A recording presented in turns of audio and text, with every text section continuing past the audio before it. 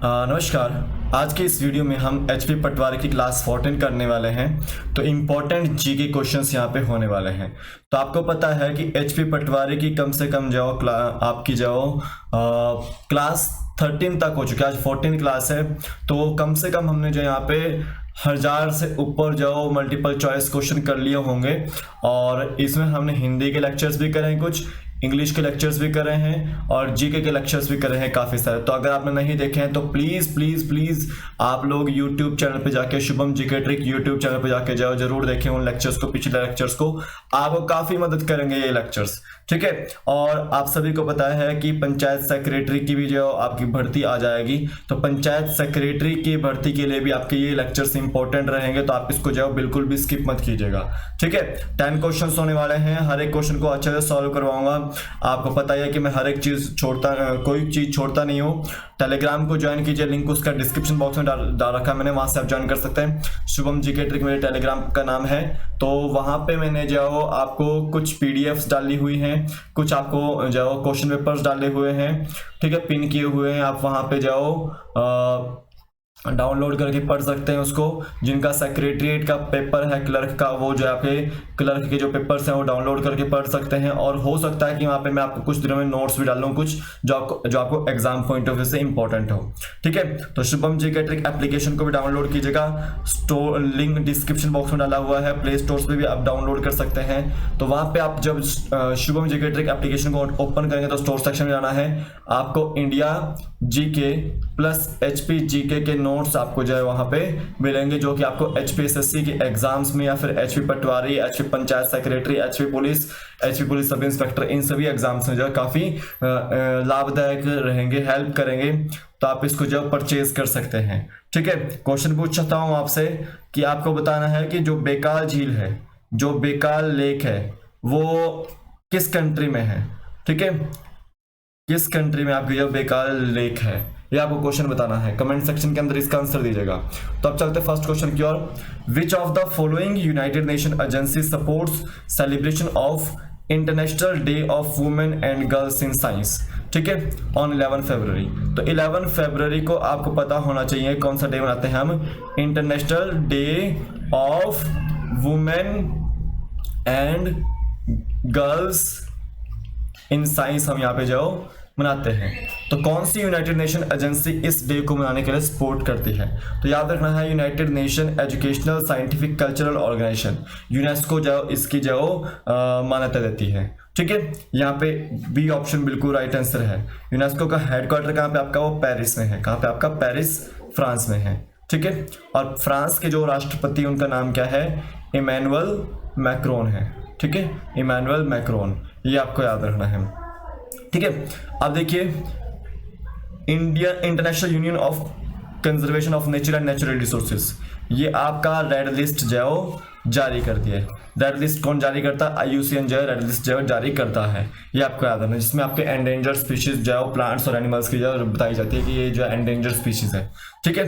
देखो, international court of justice, international court of justice, इसका headquarter कहाँ पर है आपका, नीदरलैंड में है। नीदरलैंड में कौन सी जगह पर है, हैग नामक जगह पर है, ये आपको याद रखना है। इंपॉर्टेंट बन जाता है एग्जाम पॉइंट ऑफ व्यू से। और ये इसकी फुल फॉर्म क्या होती है, United Nations security council.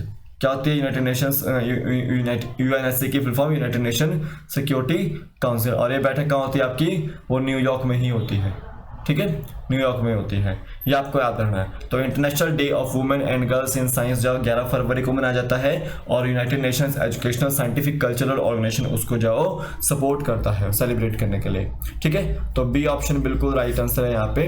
Next देखते question. Which of the following river does not flow from Himachal Pradesh, इनमें से चारों में से कौन सी रिवर है जो हिमाचल प्रदेश से नहीं बहती है? तो मैं कुछ मेजर रिवर्स के नाम लूंगा जो कि हिमाचल प्रदेश से बहती है। सबसे पहले तो याद रखना है, यमुना वो smallest river of Himachal Pradesh है। करीब इसका 14 किलोमीटर का डिस्टेंस है। याद रखना है, इसका ओरिजिनेट कहाँ से होती है, ये आपका उत्तरकाशी जो आपका यमुनोत्री पर्वत है उत्तराखंड में, वहां से ये ऑरिजिनेट होती है। ठीक है। एंटर्स हिमाचल प्रदेश, कहां से एंटर होती है आपका ये हिमाचल प्रदेश में, या आपकी खोदर माजरी से एंटर होती है, ठीक है, पांवटा साहिब के क्षेत्र में, याद रखना है। डिस्ट्रिक्ट सिरमौर को ही ओनली टच करती है।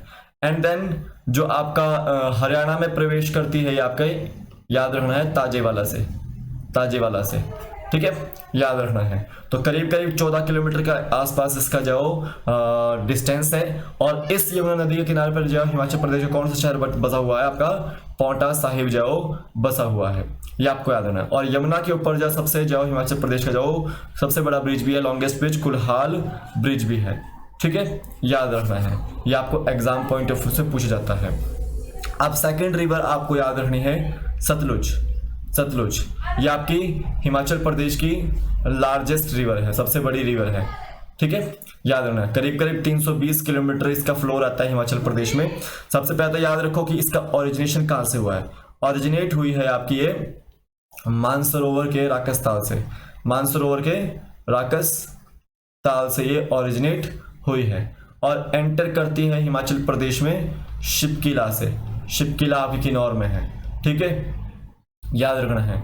और याद रखेंगे किन्नौर से ये शिमला डिस्ट्रिक्ट में, शिमला से कुल्लू डिस्ट्रिक्ट में, कुल्लू से आपकी मंडी डिस्ट्रिक्ट में आती है, और मंडी से आपकी बिलासपुर में आती है, एंड बिलासपुर से आपकी जो पंजाब में प्रवेश करती है, ठीक है, याद रखना है।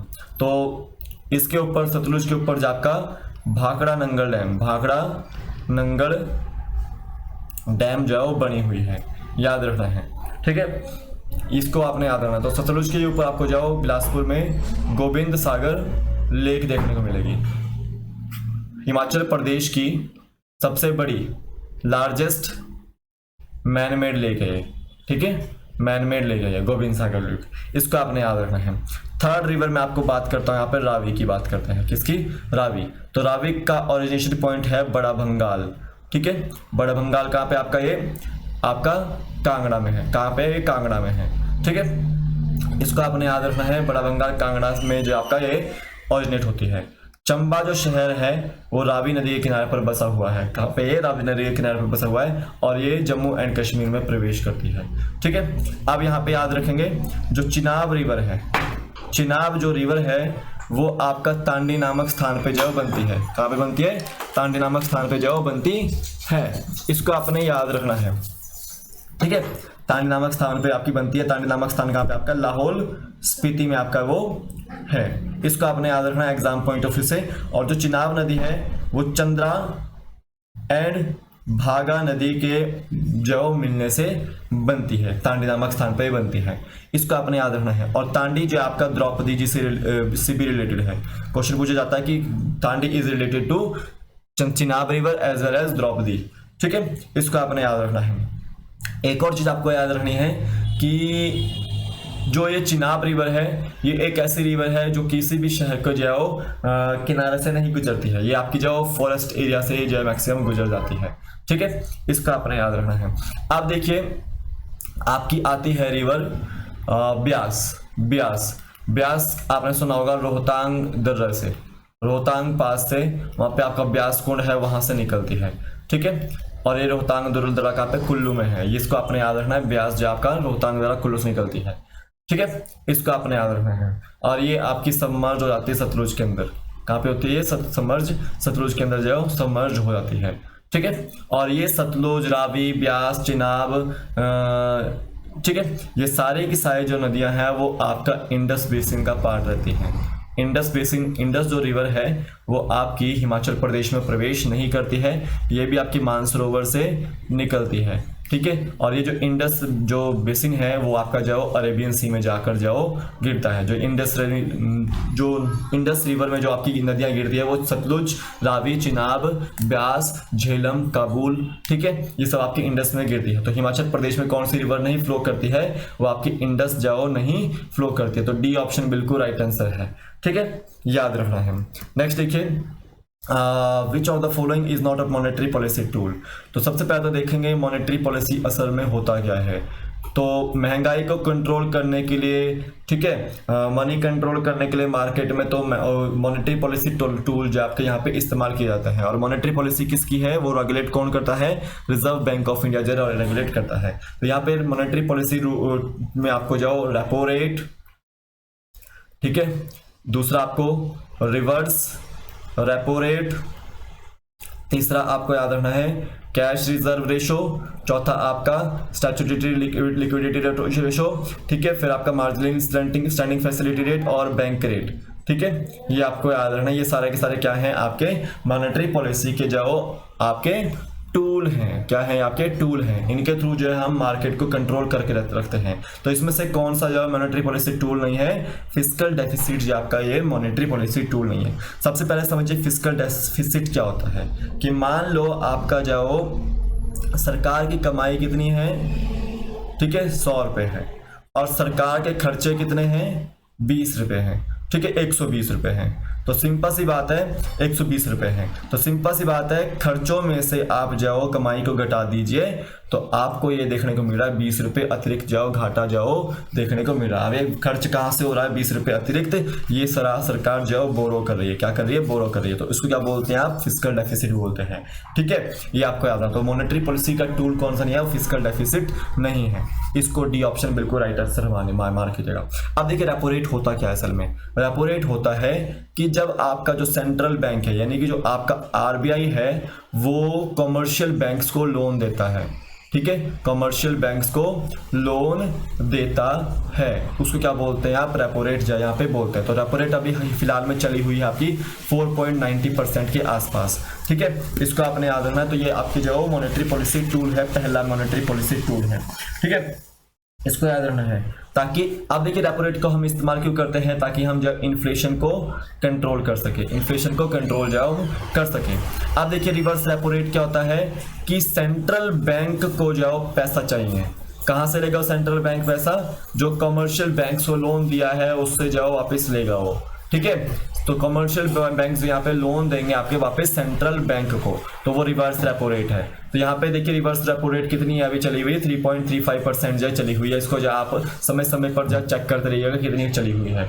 अब देखिए कैश रिजर्व रेशो क्या होता है, कैश रिजर्व रेशो सिंपल सी बात है, कैश रिजर्व रेशो में आपको याद रखना है कि देखिए आरबीआई, ठीक है, बोलता है कमर्शियल बैंक्स को, state bank of India, ICICI, UCO bank, ठीक है, ये जो अब कमर्शियल बैंक्स हैं, आरबीआई बोलता है कमर्शियल बैंक्स को कि आप जितना कमा रहे हो, जितना आपके पास स्टोरेज है, उसका 4% मेरे पास जो आप रख दो, ठीक है, उसका 4% या 4-4.5% जो आप मेरे पास रख दो, ठीक है, वो आप आरबीआई के पास जो सेफ रहेगा, जब भी कभी जरूरत पड़े तो आप इसको ले सकते हैं। तो वो होता है आपका कैश रिजर्व रेशो, ठीक है। 1% जब कमर्शियल बैंक्स आरबीआई के अंदर रखते हैं तो उसको क्या बोलता है, क्या कमर्शियल कैश रिजर्व रेशो बोलते हैं।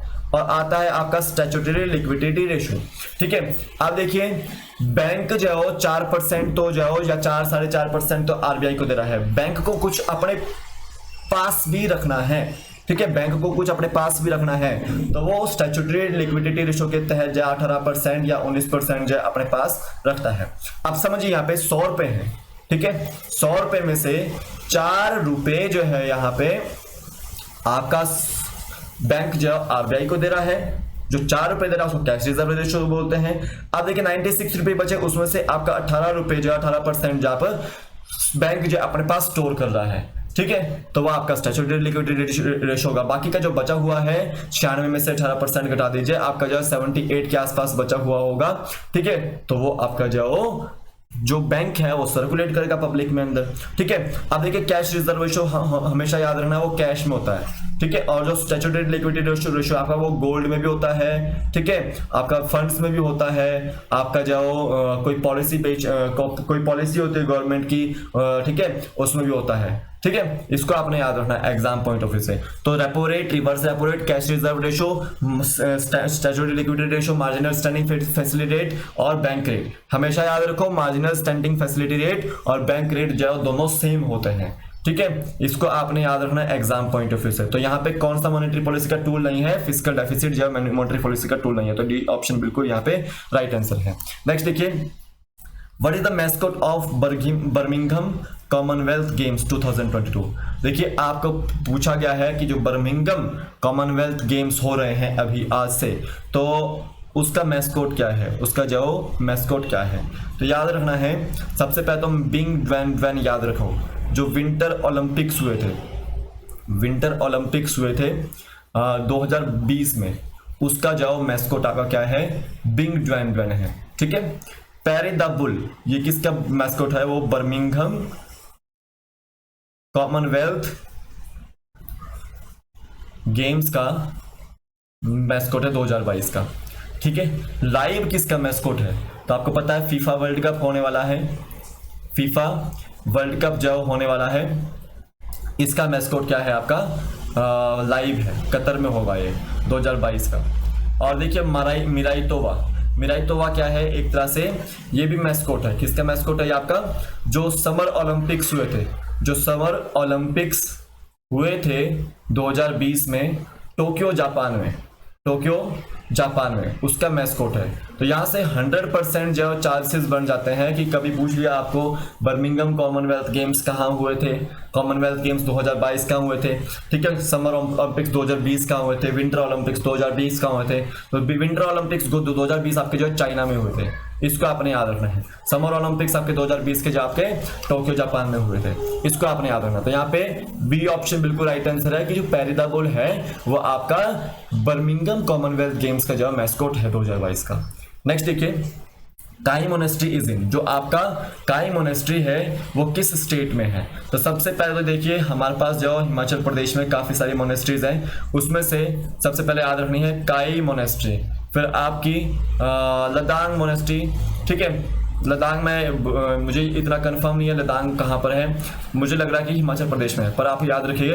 ठीक है, आपकी ताबो मोनेस्ट्री, तो ताबो मोनेस्ट्री जो फेमस मोनेस्ट्रीज है आपकी, जो ताबो मोनेस्ट्री है और काई मोनेस्ट्री है, ये सब आपकी कहाँ पर, आपकी हिमाचल प्रदेश में है। अरुणाचल प्रदेश में याद रखना आपको तवांग मोनेस्ट्री, कौन सी है, तवांग मोनेस्ट्री आपकी जो अरुणाचल प्रदेश में है। ठीक है, इसको आपने याद रखना है। तो यहाँ पे काई मोनेस्ट्री इज इन हिमाचल प्रदेश, तो बी ऑप्शन बिल्कुल राइट आंसर है। ठीक है, अरुणाचल प्रदेश की कैपिटल क्या है आपकी, ईटानगर यहाँ की कैपिटल है। सिक्किम की जो कैपिटल है आपकी वो गैंगटोक आपकी वहाँ की कैपिटल है। उत्तराखंड की जो दो कैपिटल्स हैं, एक आपकी देहरादून और दूसरी आपकी गैरसेन। ठीक है, गैरसेन, इसको आपने याद रखना। तो यहाँ पे बी ऑप्शन बिल्कुल राइट आंसर है। हिमाचल प्रदेश की भी दो कैपिटल हैं, जो समर कैपिटल है वो शिमला है और जो विंटर कैपिटल है आपकी वो धर्मशाला है।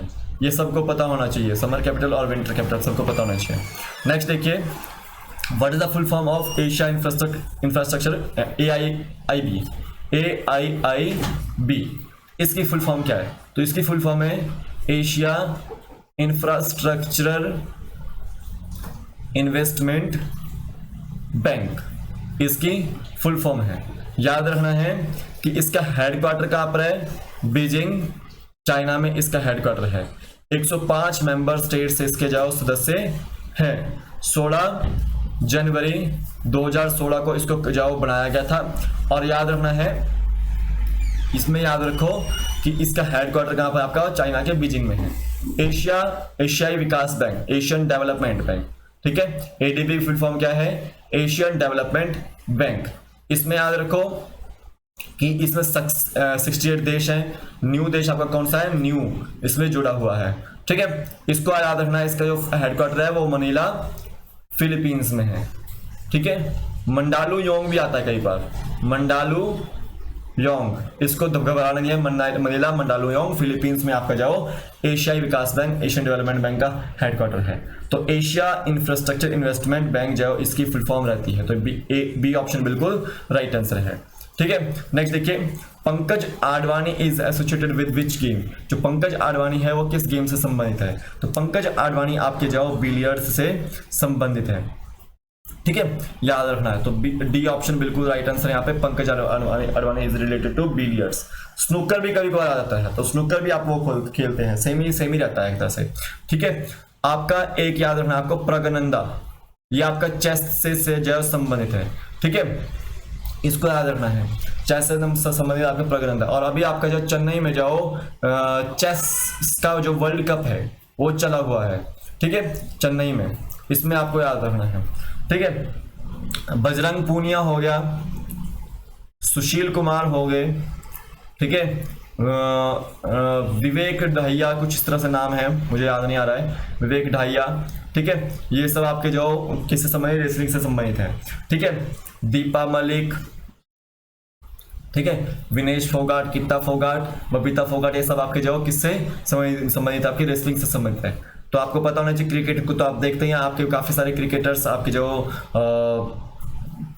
खेलते भी हैं, अच्छा खेलते हैं। तो क्रिकेट में आपको विराट कोहली याद रखेगा, ठीक है, और आपके जो रोहित शर्मा याद रखेगा, शिखर धवन याद रखेगा, ठीक है, शुभमन गिल याद रखेगा, महेंद्र सिंह धोनी रखेगा, सचिन तेंदुलकर याद रखेगा, वो सब क्रिकेट से संबंधित है, इसको याद रखना है। तो यहाँ पे पंकज आडवाणी किससे संबंधित है, बिलियर्ड से, तो डी ऑप्शन बिल्कुल राइट आंसर है। नेक्स्ट देखिए, the famous Balkhash lake is in which country. तो फेमस जो बालकश लेक है वो किस कंट्रीज में है। सबसे पहले तो देखिए, एक है आपकी बेकाल लेक और एक है आपकी बालकश लेक, दोनों में आपने जो घबराना नहीं है। तो ये आपकी जो बेकाल जो झील है वो रशिया के साइबेरियन प्रांत में है, ठीक है, साइबेरिया प्रांत में है आपका ये बेकाल झील। और बालकश झील जो आपकी वो कजाकिस्तान में है, कहाँ पे आपकी वो कजाकिस्तान में है, ठीक है। तो यहाँ पे बी ऑप्शन बिल्कुल राइट आंसर है। एक आपको याद रखना है मिसिसिपी रिवर, मिसिसिपी रिवर ये कहाँ पर है आपकी, ये आपको याद रखना है कि आपकी यूएसए में है, ठीक है। एक आपको याद रखना है विक्टोरिया फॉल, विक्टोरिया फॉल आपको याद रखना है आपका ये साउथ अफ्रीका में है, अफ्रीकन जाओ कॉन्टिनेंट में है आपका ये, ठीक है, याद रखना है। जाम्बिया और आपका जो जिम्बाब्वे है उसके आसपास आपको देखने को मिलती है, ठीक है। तो सिंपल सी बात है, जो बालकश जो लेक है आपकी वो कजाकिस्तान, बी ऑप्शन बिल्कुल राइट आंसर है, वहां पर है। नेक्स्ट देखिए, which of the following lake is not in Himachal Pradesh, इनमें से कौन सी लेक जो हिमाचल प्रदेश में नहीं है। देखो मैं आपको कुछ लेक बता रहा हूँ जो कि आप, जैसे आपकी पेंगोंग सो लेक, पेंगोंग सो लेक आपकी जो हिमाचल जम्मू एंड कश्मीर में है, और वो भी वहाँ पे आपका लद्दाख रीजन में, कहाँ पे आपका लद्दाख रीजन में है, ठीक है। चिल्का लेक अभी कहाँ पे है आपकी, ये आपकी है उड़ीसा में, कहाँ पे आपकी ये उड़ीसा में है, ठीक है। एक आपकी आती है Loktak lake, very very important lake है ये, आपकी हर बार पूछी जाती है। लोकटक लेक आपके यहाँ पे मणिपुर में है, ठीक है, ये आपको याद रखना है। एक आपकी लोनार लेक आती है, बहुत इंपॉर्टेंट क्वेश्चन है, लोनार लेक ये आपकी महाराष्ट्र में है, ठीक है। और एक आपकी आती है वेम्बनाड झील, वेम्बनाड लेक आपकी जगह कहाँ पर है, वो है आपकी केरला में, इसको आपने याद रखना है। एक आपको याद रखना है डल लेक, हिमाचल प्रदेश के कांगड़ा में भी है और आपकी जो जम्मू एंड कश्मीर में भी है। एक आपको याद रखना है वुलर लेक, वुलर लेक आपकी जम्मू एंड कश्मीर में है, ठीक है। लार्जेस्ट फ्रेश वाटर लेक आपकी वुलर लेक है। तो सिंपल सी बात है, रेणुका जी लेक, सूरजताल लेक और महाकाली लेक ये आपकी हिमाचल प्रदेश में है। रेणुका जी लेक आपके सिरमौर जिला में है, सूरजताल लेक आपकी जो लाहौल स्पीति में है, ठीक है, और महाकाली लेक आपके जो चंबा में है, जबकि लोकटक लेक जो आपकी कहाँ पे है वो मणिपुर में है, इसको आपने याद रखना। तो यहाँ पे डी ऑप्शन बिल्कुल राइट आंसर है कि इनमें से कौन सी रिवर थी जो आपकी हिमाचल प्रदेश में नहीं है और लोकटक लेक नहीं है, ठीक है, इसको आपने याद रखना है। एक बार चेक कीजिएगा वेम्बनाड झील कहाँ पर है आपकी, ठीक है। नेक्स्ट देखिए, which of the following is the variety of potato, इनमें से कौन सी जो है वैरायटी है पोटैटो की। तो देखो जितनी भी कुफरी से रिलेटेड जो आपकी वैरायटी आएंगी वो सब पोटैटो की वैरायटी है, क्योंकि आपको याद रखना है सेंट्रल पोटैटो रिसर्च इंस्टीट्यूट आपका कहां पर है, वो कुफरी में है, ठीक है। कुफरी कहां पे आपका, वो शिमला में है, हिमाचल प्रदेश के, याद रखना है। तो कुफरी ज्योति, कुफरी शीतमान, कुफरी अलंकार, ये सभी जाओ पोटैटो की जाओ, आलू की जाओ, किस में है। तो डी ऑप्शन बिल्कुल राइट आंसर है यहाँ पे। तो ये आपके जो कुछ क्वेश्चंस थे, आई होप आपको समझ आ गए हो, इंपॉर्टेंट क्वेश्चंस थे आपके एग्जाम पॉइंट ऑफ व्यू से। तो बेकाल लेक कहाँ पे आपकी, वो है आपकी रशिया के साइबेरिया प्रांत में, याद रखना है आपको। और साइबेरिया आपका एशियन प्रांत में आता है, एशियन कॉन्टिनेंट में आता है। तो आज की वीडियो बस इतना ही है, कल फिर मिलता हूं एक नए वीडियो के साथ। टेलीग्राम को ज्वाइन कीजिए, आपको वहां पे हर संभव मदद मिलेगी। तो अभी के लिए फिलहाल इतना ही है, कल फिर मिलते हैं। जय हिंद, जय भारत, आपका दिन शुभ हो, जय हिंद।